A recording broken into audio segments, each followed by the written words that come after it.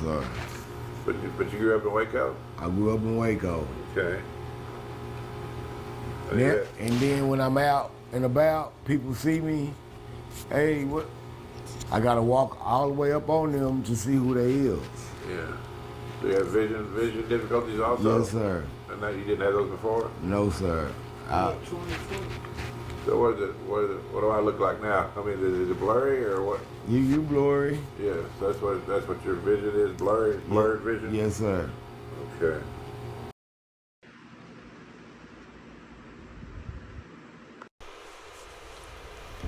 After being arrested by the Waco Police Department on September 2nd, 2021, Marvin Berry was taken to the McLennan County Jail to be processed. He informed the jail staff of medical condition requiring him to be assigned to a bottom bunk.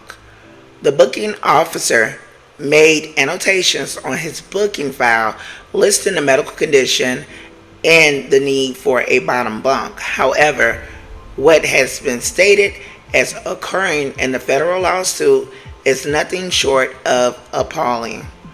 For approximately 3 days, Berry asked jail staff for a bottom bunk. Other inmates housed with Berry offered to change bunks, but the jail staff overruled the offering on September the 6th, 2021 at 4:06 a.m. Berry had a seizure. This was the medical condition he highlighted with the booking staff. Berry was on the top bunk. Why was Berry on the top bunk? Because he was not assigned a bottom bunk, and he was scolded by the jail staff to get off the floor and sleep on the top bunk. Berry's seizure caused him to fall from the top bunk to the ground. Jail staff went to check on Berry, and he was handcuffed and taken by a wheelchair to medical while his seizures were ongoing. Berry states in his lawsuit he was assaulted by the jail staff when he was taken to medical. He cites that he was struck in the face, kicked in each leg, thrown to the ground, and held there by multiple jailers. He even claimed he was tased by 2 different officers. The tasing, per Berry, was while he was still handcuffed.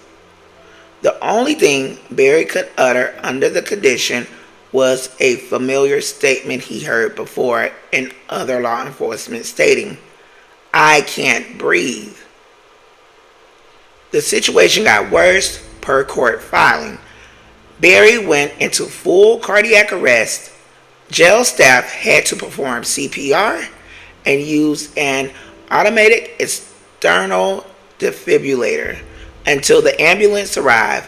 Berry was taken to Providence Hospital, where he had another full cardiac episode and was resuscitated by the hospital medical staff.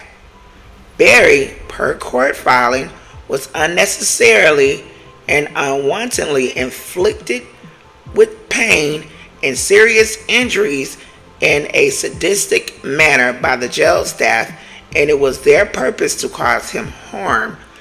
Berry now suffers from vision loss, ongoing loss of sleep, severe degraded quality of life, speech problems, and other psychological physical injuries.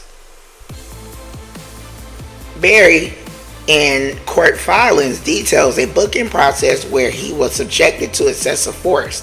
He claims prior to arriving to the McLennan County Jail, he was already restrained by handcuffs, shackles, and a restraint wrap.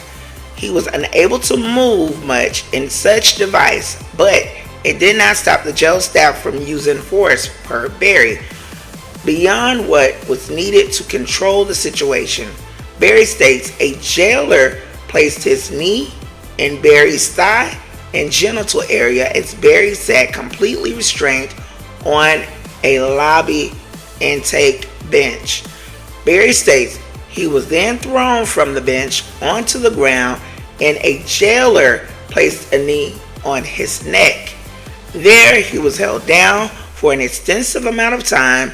Eventually, Berry was placed in a restraint chair A jailer placed his knee in Barry's thigh and genital area again.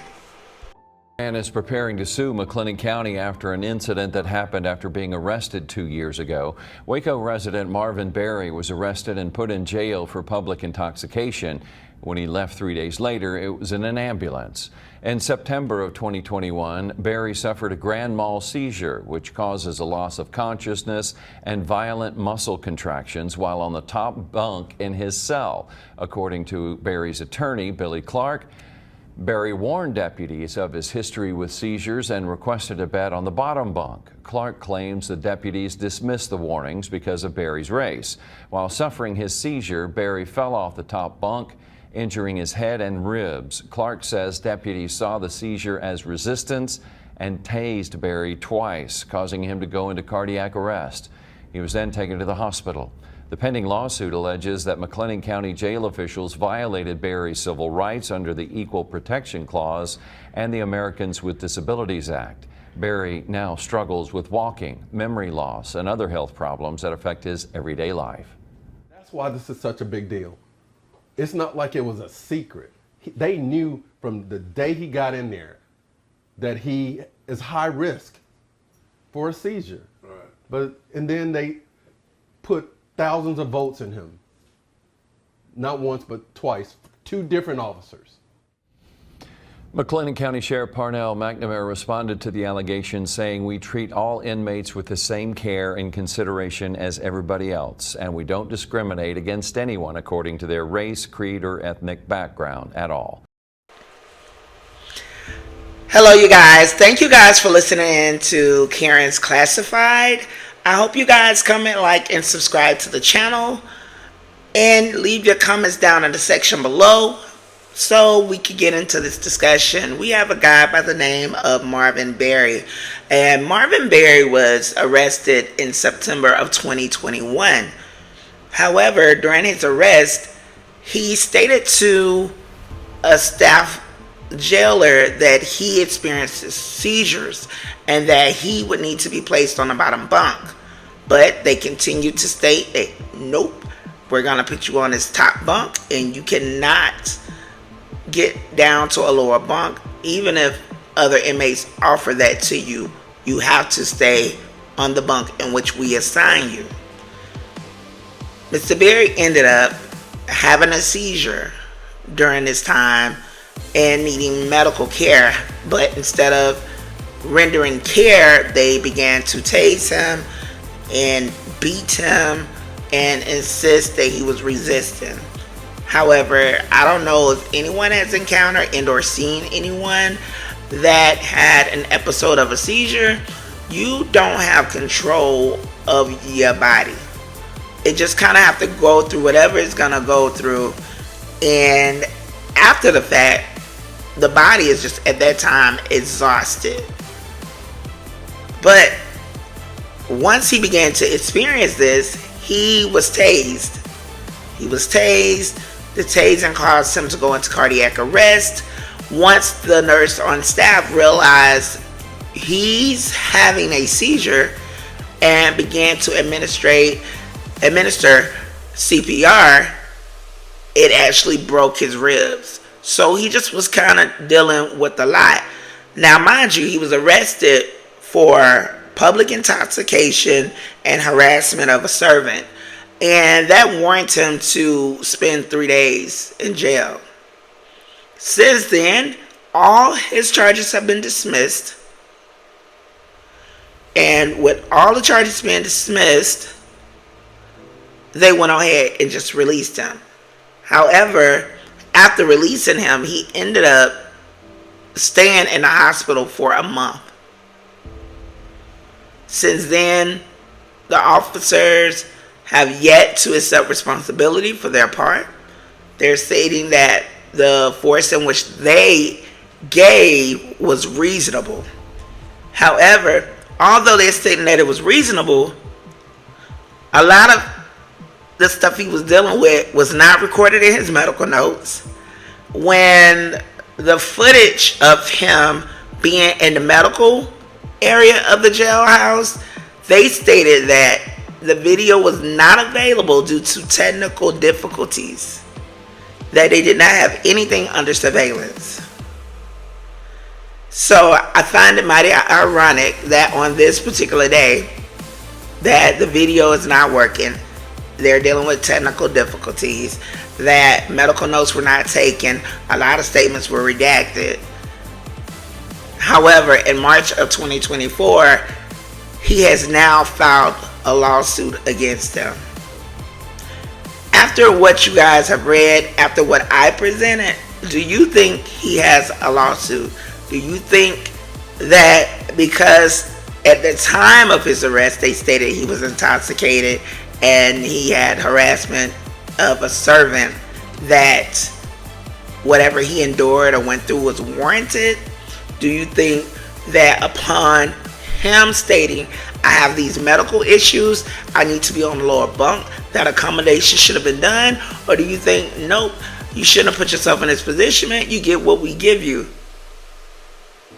It's a lot of different people that are conflicted once I read this article as to, you know what, he's locked up, he get what he get, this is not a 5-star hotel. The attorney is claiming this is racially motivated, that had he been of a different race and or a different color, the accommodations would have been made.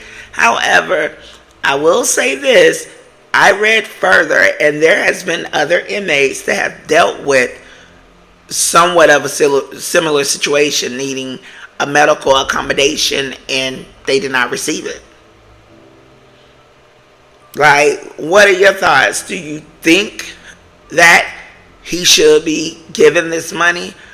I inserted the fall that he had, and when he fell, you guys probably can't see it, but there's a metal step underneath it. So once he fell, he hit his head on that metal like bar thing, and then he hit his head again on that metal step that's downward, which caused him to have other damages and things going on. Me personally, once he stated, I have seizures, and if they did not have any bottom bunks available and they said, okay, this is what we have available, you have to get on this top bunk. Once other inmates began to offer their bunk and say, I will switch with you, they should allow the switch to happen. I do think more training needs to be done as far as when somebody's dealing with a medical situation, because what he was jailed for, anyone could be at a Mardi Gras, at a spring break, somewhere, and be intoxicated, having a good time, and find themselves locked up, and them say, you know what, we're keeping you for 72 hours so you can sober up. I don't know. This is just a lot of different things going on along with it. However, his quality of living has gone down tremendously. He's used to working. He can no longer work. He has to stay with his mother. There's a lot of different things going on that all they needed to do is allow the other inmates to allow him to have the bottom bunk. But I would like to get your opinions. You guys, what do you think? Leave your comments down in the section below. Again, I thank you guys for listening in to Karen's Classified. I hope you guys comment, like, subscribe to the channel, and we can get the conversation and discussion going down in the lower box. Again, you guys, thank you for listening in. Until the next video, you guys, stay safe and take care.